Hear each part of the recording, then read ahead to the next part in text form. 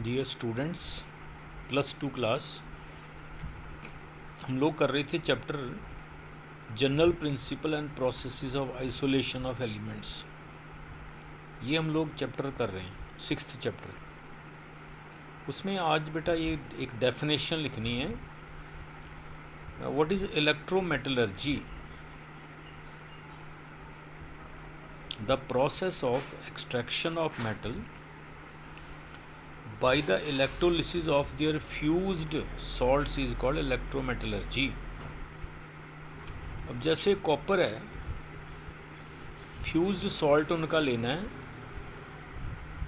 और उसमें से करंट पास करना है with the help of electrolysis of their fused salt. Fused माने होता है मोल्टन, मेल्टेड। जैसे कॉपर सल्फेट को मेल्ट कर दो, सोडियम क्लोराइड को मेल्ट कर दो, उसमें से करंट पास करो तो जो मेटल है ना, जैसे कॉपर 2 पॉजिटिव है या Mn पॉजिटिव है, ये इलेक्ट्रॉन लेकर के मेटल बन जाते हैं।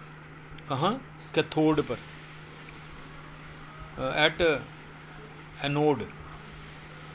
एनोड माने पॉजिटिव के ऊपर जो है वो नेगेटिव चीज़ जाती है और नेगेटिव के ऊपर पॉजिटिव। तो कैथोड के ऊपर ये जो Mn पॉजिटिव है कैथोड की तरफ जाता है, नेगेटिव की तरफ जाता है, वहाँ इलेक्ट्रॉन लेकर के मेटल बन जाते हैं। ये आपने डेफिनेशन लिखनी है। Process of extraction of metal by electrolysis of their fused salt is called. हाँ जी बेटा, हाँ बोलो।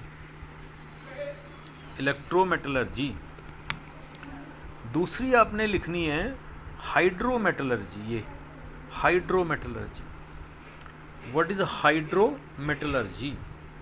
The process of extraction of metal by dissolving the ore in a suitable chemical reagent followed by precipitation or displacement of the metal by more reactive or more electropositive metal is called hydrometallurgy। तो पहले क्या करना है कि metal को, ओर को suitable solvent में dissolve करना है। उसके बाद रिएक्टिव मेटल उसमें डालना है। जैसे देखें कि आपने सिल्वर का ओर लिया, उसको सायानाइड में डिज़ोल्व कर दिया, बन गया सिल्वर सायानाइड। उसमें फिर जिंक डाल दिया, ज़्यादा रिएक्टिव है तो सिल्वर बाहर निकल गया, तो सिल्वर अलग हो गया। धो लेना। सिल्वर अलग हो गया। देखो सिल्वर सायानाइड से बना और उसमें जिंक डाला, जिंक ने सिल्वर को हटा दिया, देखो डिस्प्लेस कर दिया, सिल्वर बन गया। जिंक सायानाइड चला गया बाहर, जिंक की वैलेंसी 2 है तो फिर Cn4 लगे हैं, और यहाँ पर AgCN2, Ag की वैलेंसी 1 है तो यहाँ 2 लगे हैं, तो वहाँ 2 है तो 4 लगे। एक ये करना है आपने क्वेश्चन। फिर रिफाइनिंग ऑफ मेटल कैसे करनी? रिफाइनिंग, मेटल आपने एक्सट्रैक्ट कर लिया, मेटल निकल गया पर वो प्योर नहीं होता है, क्रूड मेटल कहते हैं उसको। क्रूड मेटल माने प्योर नहीं होता। अब उसमें से क्या क्या हटाना है? उसमें ऑक्साइड्स होते हैं मेटल के, नॉन मेटल होते हैं carbon, silicon, phosphorus, arsenic, sulphur, और बहुत सारे दूसरे मेटल होते हैं फॉरेन मेटल, स्लैग और फ्लक्स होता है। ये सारी चीज़ें हटानी है। तो सबसे पहला मेथड है उसको प्योर करने का, डिस्टिलेशन। ऐसे मेटल जो जल्दी मतलब कि उड़ जाते हैं, जैसे मरकरी है, जिंक है, इनको गर्म करो तो ये उड़ जाते हैं, डिस्टिलेशन हो जाती है इनकी, बाकी इम्प्योरिटी पीछे रह जाती है। दूसरा मेथड है लिक्वेशन। कुछ मेटल है जिनको गर्म करो तो मेल्ट कर जाते हैं बहुत जल्दी, जैसे टिन, लेड, बिस्मथ, ये सारे। देखो यहाँ आपने डाला, इसको इम्प्योर मेटल को हीट किया तो इम्प्योरिटीज पीछे रह जाती हैं, मेटल जो है वो मेल्ट होकर के अलग हो जाता है मेटल, इसको बोलते हैं लिक्वेशन। तीसरा मेथड है इलेक्ट्रोलाइटिक रिफाइनिंग। इसमें कैथोड और एनोड बनाने पड़ते हैं। जैसे ये इम्प्योर कॉपर है, ये प्योर कॉपर है। इम्प्योर कॉपर और प्योर कॉपर, बीच में कॉपर सल्फेट सोल्यूशन डालना है। जैसे आप करंट पास करोगे, यहाँ से कॉपर निकलेगा और वो कॉपर जो है वो सोल्यूशन में चला जाएगा, कॉपर निकल के सोल्यूशन में चला जाएगा। और सोल्यूशन से फिर कॉपर यहाँ डिपॉजिट हो जाएगा, यहाँ से सोल्यूशन में आएगा, सोल्यूशन से यहाँ डिपॉजिट होगा। कॉपर सल्फेट जो है कॉपर से सोल्यूशन से यहाँ चला गया, इसकी जगह इधर से आ गया। जैसे यहाँ कॉपर सल्फेट था तो copper 2 plus sulphate 2 minus copper यहाँ चला गया, उसकी जगह पर यहाँ से कॉपर आ जाएगा, तो वो कॉपर सल्फेट बना रहेगा। तो इधर जाता जाएगा, इधर जाता जाएगा। जब ये सारा कॉपर यहाँ से इधर चला गया तो ये सारा का सारा नीचे गिर जाता है, उसको एनोड मड कहते हैं। मड, एनोड का मड होता है, नीचे गिर जाता है। जैसे कॉपर सल्फेट लिया आपने और पास किया तो कॉपर 2 पॉजिटिव ने 2 इलेक्ट्रॉन लिए और कॉपर बन गया। और दूसरी जगह क्या हुआ, कॉपर बीच में आ गया, 2 इलेक्ट्रॉन छोड़ के कॉपर पॉजिटिव फिर से बन गया सोल्यूशन के अंदर। फिर हमारे पास है zone refining, ZONE, very very important. इसमें आपको एक मेटल की रॉड जो है, जैसे सिलिकॉन है, जर्मेनियम है, उसके ऊपर हीटर चलाना। ये हीटर है, हीटर कॉयल है, इंडक्शन कॉयल। हीटर चलाना यहाँ से यहाँ तक हीटर। जैसे जैसे आप हीटर चलाओगे तो मेटल भी मेल्ट होगा, इम्प्योरिटी भी मेल्ट होगी। मेटल जो है वो मेल्ट होने के बाद जैसे आप हीटर आगे जाएगा तो मेल्ट वहीं सॉलिड बन जाएगा मेटल, और इम्प्योरिटी साथ में चलेगी आगे तक, और लास्ट में उसको काट के फेंक देंगे। तो इसका प्रिंसिपल क्या है, the impurities are more soluble in the melt than the solid state of metal. यानी कि यहाँ अपने सिलिकॉन जर्मेनियम जो है वो उसके ऊपर हीटर लपेटा हुआ है। हीटर क्या करता है, इसको मेल्ट कर देता है। मेल्ट करने से क्या होता है, इम्प्योरिटी भी मेल्ट होती है, मेटल भी मेल्ट होता है।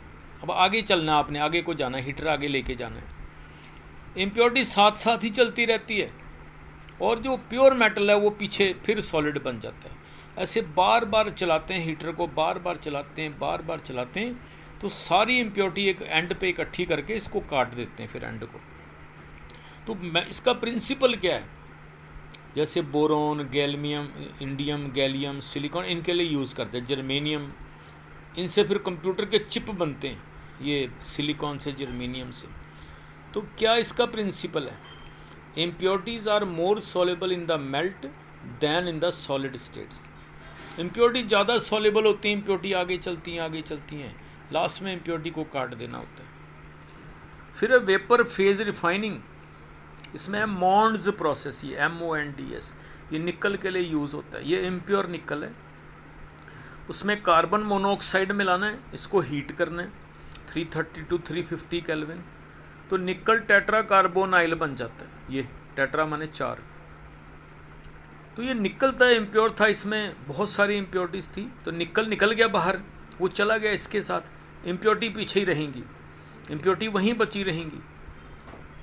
जो सॉलिड, बाकी जो सैंड है, मड है, सब इम्प्योरिटी, और बाकी के मेटल वहीं रहेंगे, सिर्फ निकल निकल के जाएगा इम्प्योरिटी पीछे। तो निकल कार्बोनाइल जो है, टेट्रा कार्बोनाइल, बहुत प्योर फॉर्म में आ जाता है। इसको दोबारा हीट करते हैं 450 to 470, निकल अलग हो जाता है। ये अब प्योर निकल है, पहले इम्प्योर निकल था, इसमें मिट्टी है, मड है, क्ले है, और चीज़ें हैं।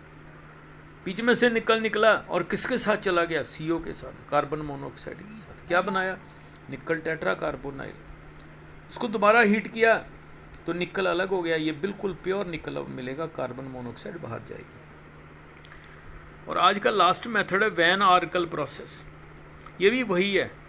इसमें आप जिरकोनियम और टाइटेनियम को करते हैं, आयोडीन से हीट करते हैं, तो जिरकोनियम टेट्रा आयोडाइड या टाइटेनियम टेट्रा आयोडाइड बन जाता है। इसको थोड़ा ज़्यादा हीट करना पड़ता है, इसको थोड़ा कम करना पड़ता है। ये इम्प्योर है जिरकोनियम, इसके अंदर जो है जिरकोनियम में, जिरकोनियम है, ZERCON है, ये जिरकोनियम ये वाला। और टाइटेनियम इम्प्योर है, आयोडीन से रिएक्ट किया, जिरकोनियम टेट्रा आयोडाइड बना, ये प्योर फॉर्म में आ गया, प्योर फॉर्म में। फिर इसको टंगस्टन फिलामेंट से हीट किया तो जिरकोनियम अलग हो गया, आयोडीन अलग हो गई। तो इसको बोलते हैं वैन आर्कल प्रोसेस, वैन आर्कल मेथड। ये किसके लिए यूज़ होता है, जिरकोनियम और टाइटेनियम के लिए। टाइटेनियम को आयोडीन से हीट करो 523, और टेम्परेचर भूल जाए कोई बात नहीं, हीट लिख दो, यहाँ लिख दो हायर टेम्परेचर हीट, यहाँ थोड़ा लोअर टेम्परेचर, यहाँ हायर टेम्परेचर है, देखो ये करीबन करीबन 3 गुना होता है, 3 गुना से थोड़ा इसमें कम है, इसमें थोड़ा ज़्यादा है। तो ये आपका जो है टाइटेनियम और जर्कोनियम आपको प्योर फॉर्म में मिल जाएंगे। तो ये बेटा आपने करना आज के लिए।